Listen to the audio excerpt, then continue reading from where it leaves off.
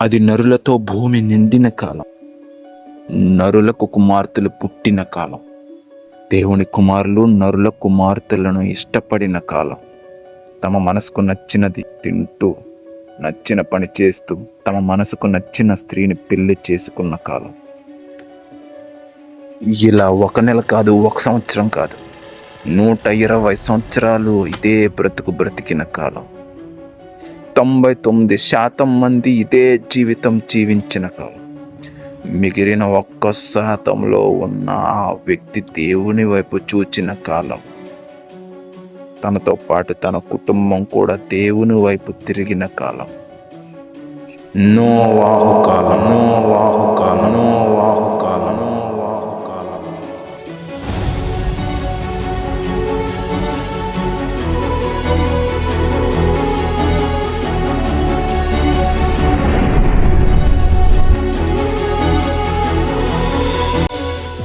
ఇప్పుడు మనందరికీ లేదా మనలో కొంతమందికి ఒక డౌట్ రావచ్చు.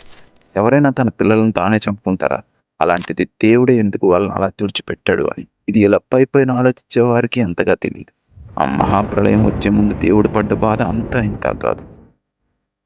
అసలు దేవుడు ఎందుకు వాళ్ళని తుడిచిపెట్టాడు? అలా తుడిచిపెట్టడానికి గల కారణాలు ఏమై ఉంటాయి?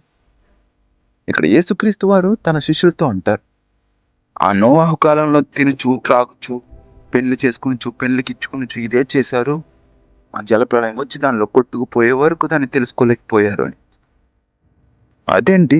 దేవుడే కదా మనకు ఆహారం ఇచ్చింది, నీళ్ళు ఇచ్చింది, ఆయనే కదా నిద్రను కలుగజేసింది, వివాహం చేసుకోమంది.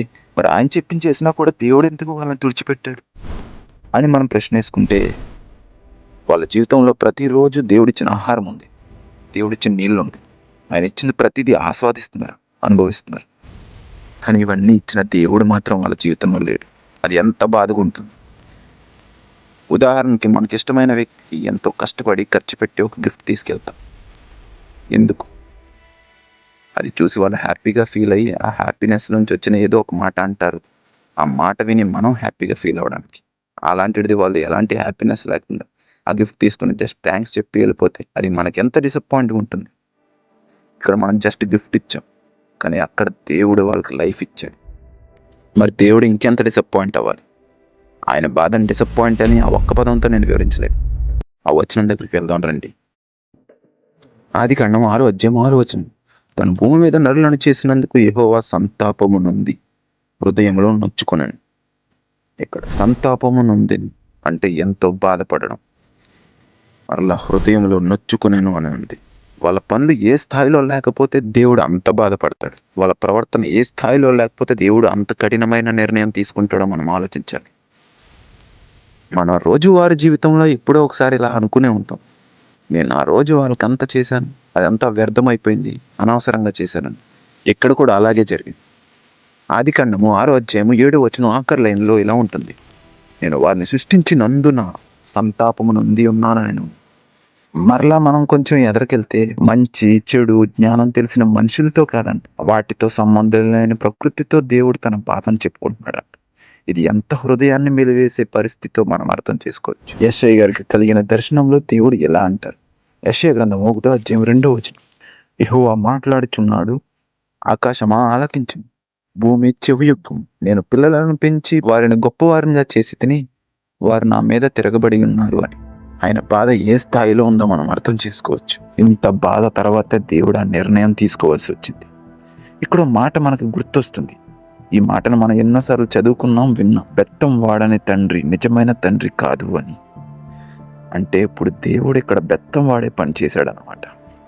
అందుకనే దేవుడు నోవాహు గారితో ఇలా అంటారు, సమస్త శరీరుల మూలముగా భూమి బలాత్కారంతో నిండి ఉన్నది కనుక నా సన్నిధిని వారి అంతము వచ్చి ఉన్నది, ఇదిగో వారిని భూమితో కూడా నాశనము చేయదును అని.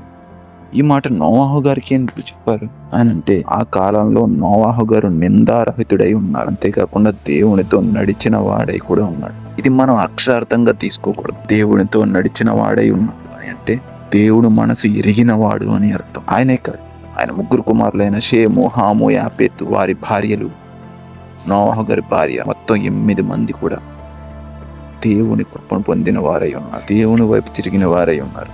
కాబట్టి దేవుడు వాళ్ళని మాత్రం కాపాడాలి, మిగతా భూమిని సమస్త శరీరాలని తుడిచిపెట్టాలి అనుకున్నాడు. కాబట్టి యొక్క జల ప్రళయం అనే దారిని ఎంచుకున్నాడు. కాబట్టి దేవుడు నోవహు గారితో ఇలా అంటారు, నువ్వు చితిసారకపు రాణుతో నీ కొరకు ఓడ చేసుకునము, దానికి అరలు పెట్టి ఆ ఓడకి లోపల బయట కీలు పూయవలను అని దేవుడు ఇక్కడ నోవహు గారికి ఒక మాన్యువల్ ఇవ్వడం జరిగింది.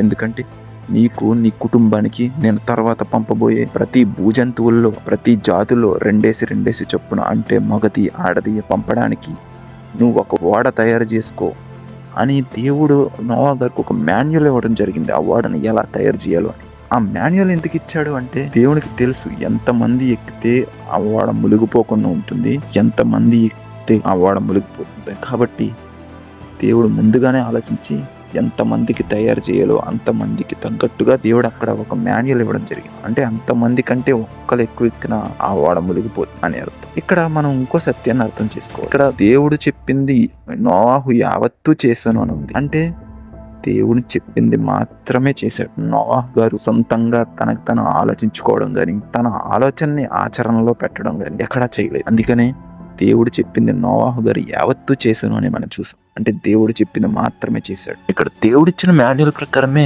నోవహు గారు ఓడ చేశారని, అలాగే దేవుడు చెప్పింది యావత్తు చేశారు, దేవుడు చెప్పింది మాత్రమే చేశారన్న మాటలు నేను ఎందుకు చెప్పాను, దీని గురించి పూర్తి వివరణ ముందు మాట్లాడదాం. ఇక్కడ మనం తెలుసుకోవాల్సిన అతి ముఖ్యమైన సత్యం ఏంటంటే నోవహు గారు ఆ జలప్రలయం వస్తుంది ఓడలోకి రండని ఆ ప్రజలతో చెప్పిన మాట